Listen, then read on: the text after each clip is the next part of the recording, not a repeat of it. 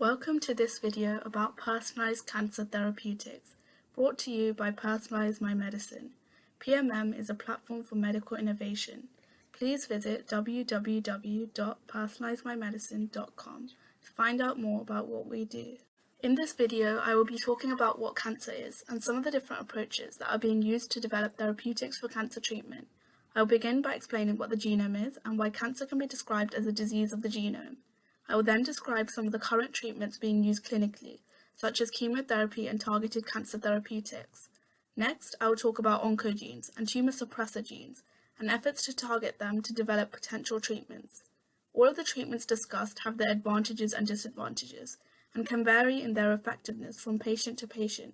One of the main reasons for this is that cancer cells can acquire resistance to certain therapeutics.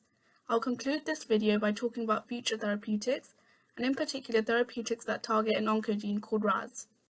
We are all made up of a variety of organs that are made of different types of tissues, which are in turn composed of specific types of cells. Within the nucleus of each of the cells that make up our tissues is a set of genetic information called deoxyribonucleic acid, DNA. DNA provides the essential instructions for the cell to synthesize specific proteins that allow an organism to function. DNA is made up of a sequence of 4 different base pairs of nucleotides: adenine, cytosine, thymine, and guanine. In humans, there are 23 pairs of chromosomes, made up of tightly packed DNA. Particular changes or mutations in the sequence of the DNA can lead to the development of cancer. A gene is composed of a specific sequence of base pairs that codes for proteins required for the cell to function. However, particular mutations can disrupt the function of a gene, giving rise to uncontrolled cell division and proliferation, and subsequently resulting in the development of cancer. Mutations can arise due to a range of factors, such as exposure to radiation, chemicals, and infectious agents, or due to genetic factors. In the UK, 1 in 2 people are diagnosed with cancer over the course of their lifetime, and there are approximately around 167,000 cancer-related deaths in the UK each year. These alarming statistics highlight the urgent need for more precise and effective cancer therapeutics.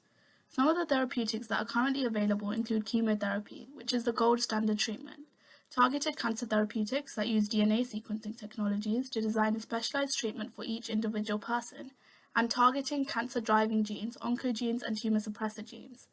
Under normal conditions, proto-oncogenes and tumor suppressor genes play important roles in the regulation of the cell cycle, preventing cells from replicating out of control and thereby preventing cancer from occurring. Different mutations can disrupt the function of these genes and lead to uncontrolled cell proliferation, leading to the development of cancer. With all these different treatment options, how can patients know what the ideal treatment for their condition would be? Doctors select and administer different types of treatments for patients depending on a range of factors, including the type of tumor and the cancer stage. Let's look into the different types of treatment in more detail. Chemotherapy involves the administration of cancer medications via intravenous delivery, resulting in the destruction of cancerous cells. One example of a chemotherapeutic drug is doxorubicin. Doxorubicin either slows down or stops the growth of cancer cells by blocking an essential enzyme called topoisomerase II, which is required for the growth and proliferation of cancerous cells. However, chemotherapy drugs can also damage and destroy healthy cells in the process. This is because chemotherapy drugs do not specifically target cancerous cells, but also healthy cells. This highlights the need for the development of personalized therapeutics. The drugs that are used in chemotherapy treatments can cause numerous side effects, some of which can be very serious. These include chemo brain, where patients experience changes in memory and concentration, as well as pain, nausea, infections, and reproductive issues.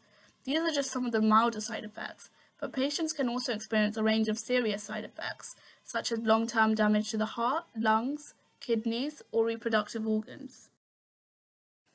Targeted cancer therapeutics are designed to be more precise and act by targeting specific properties of the cancerous tumor. These therapies are selected based on the patient-specific cancer type and tumor characteristics. The figure shown here, which is taken from our article on this topic, illustrates how breast cancer tumors can be classified according to the receptors that are present on the surface of tumor cells. A receptor is a protein that attaches to particular molecules. Certain tumors, such as breast cancer tumors, can be classified based on the presence of specific receptors on the surface of the tumor cells. Among these receptors are estrogen, ER, and progesterone, PR receptors, which are proteins that attach to the hormones estrogen and progesterone, respectively. The presence of these receptors in high quantities is very common in breast cancer patients. If a breast tumor is classified as ER or PR positive, it means that the tumor cells have estrogen and/or progesterone receptors. Furthermore, during breast cancer, HER2 receptors, also called HER2 proteins, are often present and amplified. Normally, these receptors help regulate the growth, replication, and repair of breast cells. However, in approximately 10 to 20% of breast cancers, the gene that codes for the HER2 protein is overactive.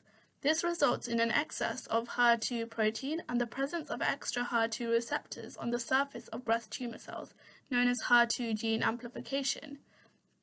To identify the types of receptors present in a patient's tumor, doctors may perform DNA sequencing on isolated tumor DNA. Based on this information, doctors can prescribe targeted cancer drugs that are designed to bind specifically to the identified receptors and destroy cancer cells. In addition to these approaches, there are ongoing investigations into novel therapies that target the genes responsible for cancer development that go beyond the targeting of the tumor itself. Targeted cancer therapeutics are designed to be more precise and act by targeting specific properties of the cancerous tumor. These therapies are selected based on the patient's specific cancer type and tumor characteristics. The figure shown here, which is taken from our article on this topic, illustrates how breast cancer tumors can be classified according to the receptors that are present on the surface of tumor cells. A receptor is a protein that attaches to particular molecules. Certain tumors, such as breast cancer tumors, can be classified based on the presence of specific receptors on the surface of the tumor cells. Among these receptors are estrogen ER and progesterone PR receptors, which are proteins that attach to the hormones estrogen and progesterone, respectively. The presence of these receptors in high quantities is very common in breast cancer patients. If a breast tumor is classified as ER or PR positive, it means that the tumor cells have estrogen and/or progesterone receptors. Furthermore, during breast cancer, HER2 receptors, also called HER2 proteins, are often present and amplified. Normally, these receptors help regulate the growth, replication, and repair of breast cells. However, in approximately 10 to 20% of breast cancers, the gene that codes for the HER2 proteins is overactive. This results in an excess of HER2 protein and the presence of extra HER2 receptors on the surface of breast tumor cells, known as HER2 gene amplification. To identify the types of receptors present in a patient's tumor, doctors may perform DNA sequencing on isolated tumor DNA. Based on this information, doctors can prescribe targeted cancer drugs that are designed to bind specifically to the identified receptors and destroy cancer cells. In addition to these approaches, there are ongoing investigations into novel therapies that target the genes responsible for cancer development that go beyond targeting the tumor itself. The genes that drive the development of cancer are referred to as cancer-driving genes. There are two main types of cancer-driving genes. These are the tumor suppressor genes, TSGs, and oncogenes. To understand the roles of these genes in cancer development, it is important to first understand their roles in the cell cycle. The cell cycle is a series of stages that a cell goes through before dividing into two daughter cells. The majority of a cell's time is spent in interphase, which itself is comprised of three phases: G1, Gap1, S, synthesis, and G2, Gap2. During interphase, the cell grows, replicates its DNA, and prepares for cell division. Following interphase, the cell enters mitosis, during which the replicated DNA is segregated and the cell divides into two daughter cells, each receiving the same set of genetic information. Tumor suppressor genes and proto-oncogenes are both critical components of the cell cycle, with tumor suppressor genes acting as brakes and proto-oncogenes acting as accelerators of the cell cycle. Under normal conditions, tumor suppressor genes, as their name suggests, help to suppress the development of tumors by inhibiting cell growth and division. Tumor suppressor genes are responsible for preventing the cell cycle from progressing to the next stage and can induce apoptosis if they detect abnormalities such as DNA damage or mutations in the growing cell. For example, if there is DNA damage that is not repaired, or if the DNA damage cannot be repaired, tumor suppressor genes can halt the cell cycle or induce apoptosis, cell death, to prevent the damaged cell from continuing to divide and potentially becoming cancerous. Proto-oncogenes also play a crucial role in regulating cell growth and differentiation. However, in contrast to tumor suppressor genes, proto-oncogenes act as accelerators of the cell cycle, driving the cell forward from one stage to the next. However, mutations in proto-oncogenes can cause them to become oncogenes, promoting uncontrolled cell growth and division, and leading to the development of cancer. Tumor suppressor genes and proto-oncogenes work with each other to regulate different aspects of the cell cycle and maintain cellular homeostasis. Tumor suppressor genes and proto-oncogenes play critical roles in regulating the cell cycle. When mutations arise within these genes, their normal functions can be disrupted, leading to the uncontrolled proliferation of cells and ultimately the development of cancer. Tumor suppressor genes are particularly susceptible to loss-of-function mutations, which occur due to their recessive nature. Every individual has 2 copies of each gene, known as alleles, which are inherited from each parent. In recessive conditions, the condition only occurs if both copies of the recessive gene have the particular mutation. Tumor suppressor genes are called recessive genes because their effect is only displayed when both alleles are mutated or deleted, which results in a loss of their function. The presence of at least one healthy copy of the tumor suppressor gene is sufficient to maintain its normal activity, and the loss of function only occurs when both copies of the gene are affected by mutations or deletions. In contrast, proto-oncogenes have a dominant nature, meaning that only one copy of the gene would need to have the particular mutation for the condition to occur. This means that when a proto-oncogene gains a mutation that alters its pattern of gene expression, this can result in the gene becoming an oncogene that contributes to the development of cancer. Let's have a look at examples of well-studied tumor suppressor genes and proto-oncogenes that have been mutated in various cancers. One of the most extensively studied tumor suppressor genes is the p53 gene. It is also known as the guardian of the genome due to its critical role in regulating the cell cycle. The p53 gene is frequently mutated in many types of cancers, including ovarian, breast, colorectal, and lung cancers. Under normal circumstances, p53 detects DNA damage and halts the cell cycle to allow the cell's repair machinery to restore genome stability and repair the DNA. In some extreme cases, p53 can initiate senescence or apoptosis, which prevents cells from replicating uncontrollably. Senescence is a term that is used to refer to an irreversible state of permanent growth, in which the cell ages and permanently stops dividing but does not die. This prevents the cell from accumulating further DNA damage. Alternatively, in extreme circumstances, when the cell has already accumulated a significant amount of DNA damage, apoptosis can be induced. Apoptosis is a programmed cell death mechanism that allows the damaged cells to be eliminated if they have accumulated a vast amount of DNA damage or mutations. During this process, the cell undergoes a series of morphological changes resulting in the death of the damaged cell in a controlled manner. The apoptotic process is controlled by p53. However, if the function of p53 is disrupted due to a mutation in the p53 gene, its function of regulating the cell cycle is also disrupted, and cells begin to replicate uncontrollably, leading to cancer. Similarly, oncogenes can contribute to the development of cancer. Oncogenes are proto-oncogenes that have undergone mutations. An example of an oncogene is the Ras proto-oncogene, which regulates essential cellular processes such as proliferation, differentiation, and overall cell survival. There are 3 main variants of the Ras protein. The Cras variant is the most frequently mutated form of Ras in human cancers. Cras, like other Ras proteins, is a type of enzyme called a GTPase. GTPases are molecular switches that alternate between active and inactive forms, depending on specific conditions. Normally, Ras proteins become activated after receiving external stimuli such as GTP, which induces a conformational change upon binding. Once Cras is activated, it can trigger specific chain reactions by interacting with different pathways, such as the MAPK and PI3K pathways.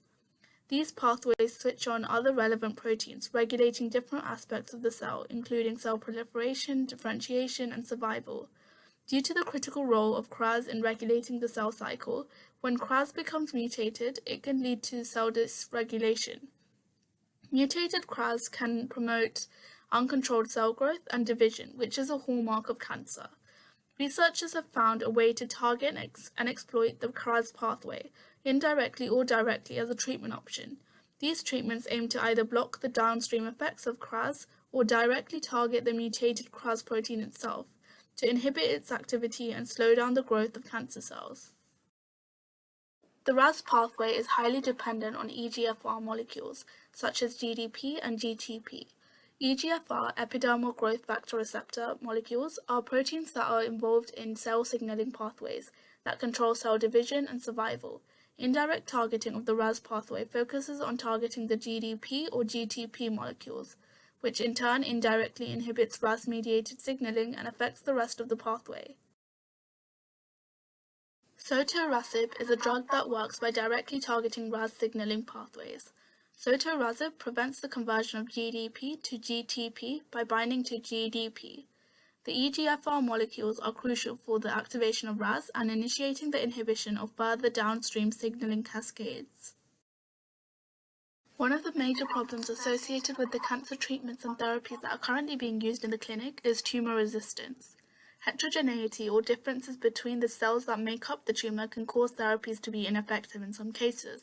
For example, some tumors may consist of a mixture of cells that includes some cells that are resistant, shown in pink, to the therapeutics, as well as other cells that are normal non-resistant tumor cells, shown in blue. The cells resistant to therapy are not affected by the cancer therapeutics due to molecular changes and mutations that made them insensitive to the particular anti-cancer drug. This results in the growth and continued proliferation of just the resistant tumor cells. To address this issue, doctors often prescribe a combination of therapies that include multiple drugs that target the cancer cells in a variety of ways. Novel approaches to the development of cancer therapies are being investigated due to the problem of tumor cell resistance. Some of these approaches targeting the RAS oncogenes include pan-RAS inhibitors, CRISPR-Cas9 gene editing tools, and immunotherapeutics. Pan-RAS inhibitors are a promising class of drugs that target RAS by binding to the mutant RAS proteins, blocking its activity and inhibiting tumor growth. However, one major drawback of these inhibitors is that they can also affect normal cells in the body, leading to toxicity and unwanted side effects. CRISPR-Cas9 uses a different approach that focuses on targeting the tumor DNA directly.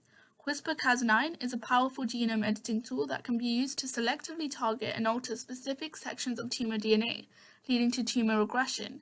This technique is often referred to as molecular scissors, as it allows researchers to cut and edit the genome with a high level of precision. Another promising approach to targeting mutant RAS proteins is the use of immunotherapeutics. These treatments work by harnessing the immune system and stimulating T cells to target the cancerous cells. T cells are a type of white blood cells that recognize and attack only the cancer cells that express the mutant form of RAS proteins. By activating the immune system, immunotherapeutics selectively target cancer cells without causing damage to healthy cells. To summarize, all of the treatments that we have discussed have their advantages and disadvantages. Depending on the specific type of tumor and cancer, doctors decide on the best possible treatment by taking numerous factors into consideration.